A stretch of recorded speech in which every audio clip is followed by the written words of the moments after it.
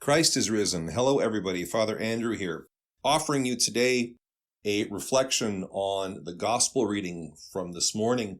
Today is the Sunday of the Myrrh-bearing Women. It's the second Sunday after Pascha, or we call it the third Sunday of Pascha. And we remember these women who went to the tomb to anoint Jesus' body, and in fact, the first people to hear that Christ is risen. So the gospel reading is Mark 15:43 to 16:8. So why don't we read it over, and I'll stop as we're going through just to talk a little bit about what's going on.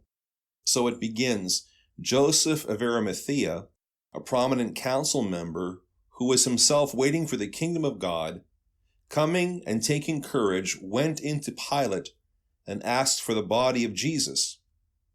Pilate marveled that he was already dead, and summoning the centurion, he asked him if he had been dead for some time. So when he found out from the centurion, he granted the body to Joseph. Then he bought fine linen, took him down and wrapped him in the linen, and he laid him in a tomb which had been hewn out of the rock, and rolled a stone against the door of the tomb. And Mary Magdalene and Mary the mother of Joseph observed where he was laid. So this is Joseph, who was a follower of Jesus, but secretly he was a prominent man in the Jewish community, and he was afraid of the reaction that he would get because he was a follower of Jesus. But even to the end here, he still was a very faithful man and still was very devoted to Jesus. And so when Jesus dies, Joseph acts to get the body back from the Romans. Remember that he's died under Pilate's order to be able to bury him. Now, this is a very critical time because it's late in the day on the eve of the Sabbath. It's Friday, late in the day, and that Sabbath was a high day. It was Passover. It was a holy day. And so they have to be able to bury Jesus before the sun goes down, because once the sun goes down, the Sabbath has started, and they can't do it then. So Joseph, he does something really incredible because he offers his own tomb, the tomb that he had prepared for himself in his own death and burial, and he offers to bury Jesus in the tomb. And so this is what he does. He goes to Pilate. Pilate is surprised that Jesus is already dead. This is a very important element in the gospel and in the whole passion narrative. Jesus accepts death peacefully and willingly, and he does this for us. You see, he's not fighting against death at this point. He's not struggling on the cross to stay alive, but it says that he bows his head and he commends his spirit to his Father. And this is to remind us, this is to teach us that what's happening here is the plan and has been the plan all the way through. This is not a series of unfortunate events that gets Jesus onto the cross, but this has been the trajectory of his life and his ministry all the way through. Father Thomas Hopko says Jesus was the only person born with the ministry, born specifically to die and to give his life for us and to give us life. The reading continues. Now, when the Sabbath was past, Mary Magdalene, Mary the mother of James, and Salome bought spices that they might come and anoint Jesus. Very early in the morning on the first day of the week, they came to the tomb when the sun had risen, and they said among themselves, "Who will roll away the stone from the door of the tomb for us?" But when they looked up, they saw that the stone had been rolled away, for it was very large. And entering the tomb, they saw a young man clothed in a long white robe sitting on the right side, and they were alarmed. So they could not complete the burial ritual on the Sabbath. They didn't have enough time on the Friday to finish it. And so when the Sabbath was over, early the next morning, which would have been Sunday, of course, they come to the tomb to finish the burial ritual.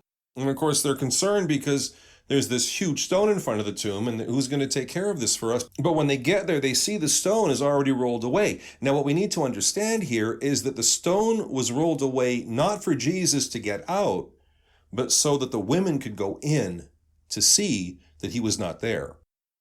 Then they meet the young man in the white robe. The white robe is very important because the white robe was the robe that the high priest would wear on Passover to go into the Holy of Holies. So this white robe had the significance that what's happening now is a supremely sacred moment. What's about to unfold is singular in all of history. And so this man, who is an angel, is clothed in the white robe to indicate the fact that this is sacred ground. This is a place where God has been, and that what's happening here is connected to the temple, is connected to the presence of God. And because we're talking about the vestments of a priest, it's also connected to the offering, and it's connected to the forgiveness of sin. Reading on. But he said to them, the young man in white said to them, "Do not be alarmed. You seek Jesus of Nazareth who was crucified. He is risen. He is not here. See the place where they laid him. But go tell his disciples and Peter that he is going before you into Galilee. There you will see him as he said to you." So they went out quickly and fled from the tomb, for they trembled and were amazed. And they said nothing to anyone, for they were afraid. So here is history's first Christ is risen. He is not here. He is risen. Now you go and you tell the disciples and Peter. This and Peter is really interesting too, because even though Peter has denied Jesus 3 times before this, but he still is embraced as part of the company. And he's even singled out here. In a sense, it's sort of counterbalancing, or it's a counterpoint to his denial of Jesus, is that Peter is singled out by the angel to tell the apostles that Jesus is risen. Now, the reading ends by saying that they said nothing to anyone, for they were afraid. Now, obviously, their fear didn't last very long, because we read a couple of verses later, and Jesus appears to Mary Magdalene. She was one of the myrrh-bearers, and that she goes then and tells the disciples that Jesus is risen. Can you just imagine what it would have been like? This teacher you'd been following around for 3 years, and these women literally followed him around. They were some of his closest supporters.